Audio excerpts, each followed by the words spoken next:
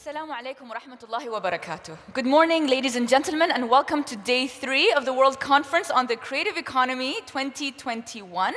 It's a pleasure to see a lot of you back here. I can see a lot of familiar faces in the room, and for those of you joining us online, thank you very much for making it. It's a pleasure to be your MC today. My name is Maryam Al-Amiri, and I'm going to be introducing you to a whole bunch of extremely brilliant speakers, creatives, and industry leaders who will be imparting their wisdom and their insights onto everybody here today. We've had a lot of inspiration over the last couple of days with many sharing insights into real-world challenges and opportunities, but we still have a whole day of brilliant speakers to come. I'm going to start with expressing the pleasure and honor that I'm going to have to introduce a very special guest who will kick off day 3 of our conference this morning. Sheikha Bodour bint Sultan Al Qasimi is the president of the International Publishers Association, the first Arab and indeed the second woman in the history of the association in its 125-year-long history to be in that position. She is also the CEO of the leading Kalimat group, a UAE-based publishing company that is internationally renowned for the highest caliber of children's books and adult fiction literature. Sheikha Bodour is a trailblazer in the global publishing industry. She is leading the global book industry sector through complex challenges caused by the pandemic. In her address today, Sheikha Bodour will showcase the importance of books as a creative medium to hold our world together and encourage more inclusivity, more diversity, and towards the creation of a more compassionate world. It is my honor to introduce Sheikha Bodour bint Sultan Al Qasimi. Please join me in welcoming her to the stage.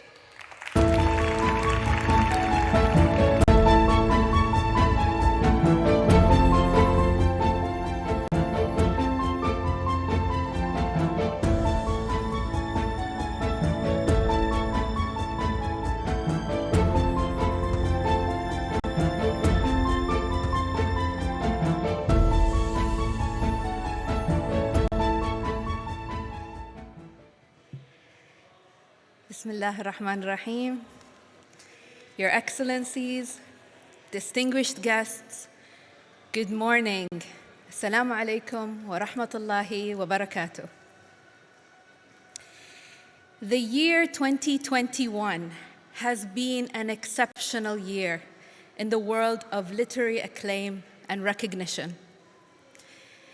In October, Abdul Razak Gurna won the Nobel Prize for Literature. In November, Damon Galgut won the Booker Prize.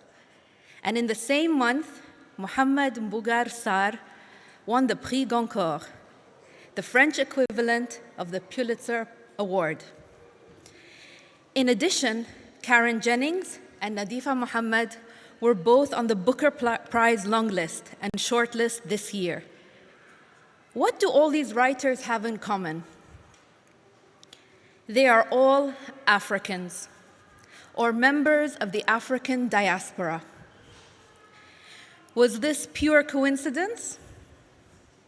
Or was it an intentional and long overdue global recognition of African literary prowess? The answer, thank you. They deserve the recognition. Thank you for the applause. The answer to this question is open for debate. Some literary critics explain this phenomenon as a mere indicator of changing readership tastes.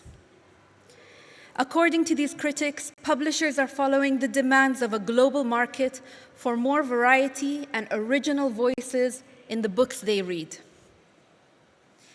But I see a much more profound shift happening. I see a human family that is gradually making space for more diverse voices to be heard. I see a genuine desire to honor the plurality of our human family and accept the diversity of our nuances and complexities. As some of you know, I spend a lot of time on the ground interacting with readers from around the world. At every book fair and publishing event I've attended, I've observed a genuine desire to understand and embrace the other in my interactions with global readers. Sadly, I have also observed an equally intense countercurrent of desire. I've seen the desire to be one-dimensional, closed, almost tribal, a desire to favor one person over another based on gender, religion, color, ideology, citizenship, and other artificial social fault lines. As these two trends continue to compete in our modern world, we, the creatives of this world, have a mission to accomplish. We must hold our societies together through our mutual belief in the possibilities that live within books, songs, paintings, films, and other forms of culture. We need to mobilize the creative economy, not just to create more jobs and financial opportunities, but most importantly, to build more bridges and give a voice to untold stories. What is the power of these stories? What possibilities lie hidden within the world of books? Let me share with you a glimpse of what books can do for our world. A recent study demonstrated the power of just one book to significantly reduce racism and judgment in readers. In the study, researchers from Washington and Lee University split volunteers into two groups. One group was exposed to an excerpt from the novel Saffron Dreams, written by Pakistani-American author Sheikha Abdullah. The novel described the difficulties faced by an educated Muslim woman, Rئيسة, who lived in New York. The other group was exposed to generic information about the history of cars. After reading the assigned materials, both groups were shown a set of pictures of mixed-race faces. The results of the experiment were incredible. Participants who had read the history of cars were more likely to classify angry faces as Arab or Muslim. The interesting part of this research is that the participants who were exposed to the story of Rئيسة made fewer or no racial judgments and biased conclusions on the faces they saw. What an extraordinary example of the power of books. Reading just one paragraph from one book had the power to significantly reduce bias in readers. And my question is, if reading a snippet of a book made such a huge difference, can you imagine what the world would look like today if more people read books? Can you imagine the impact on humanity if more multicultural books were widely available in today's marketplace? I'm thrilled that growing scientific evidence is proving that books can transform us into more empathetic and accepting people. I know how profoundly moved I can be when I see the world through the eyes of others. It shifts my perspective.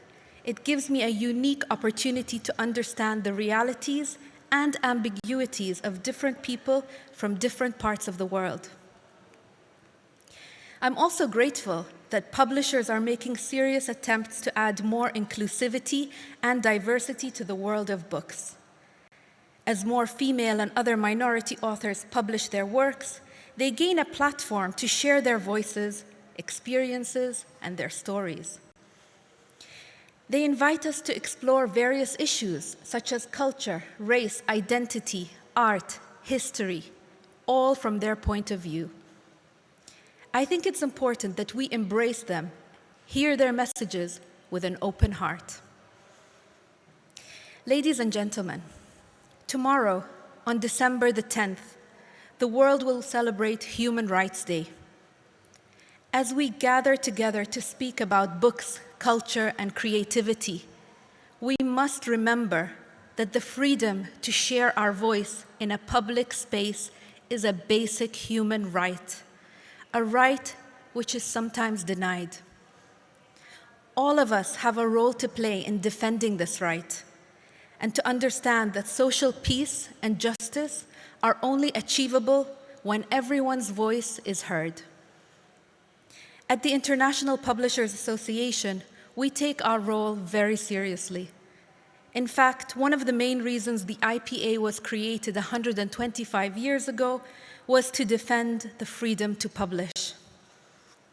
Today, the IPA continues to work with publishers around the world to support them in asserting this right.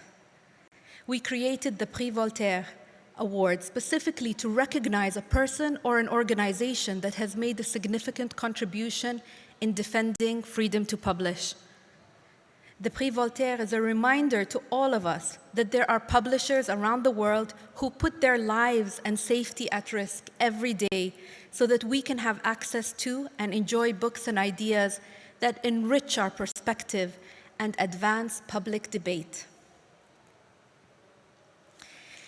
The African writers who were globally recognized this year give us hope that the human family is becoming more accepting of diverse voices and narratives.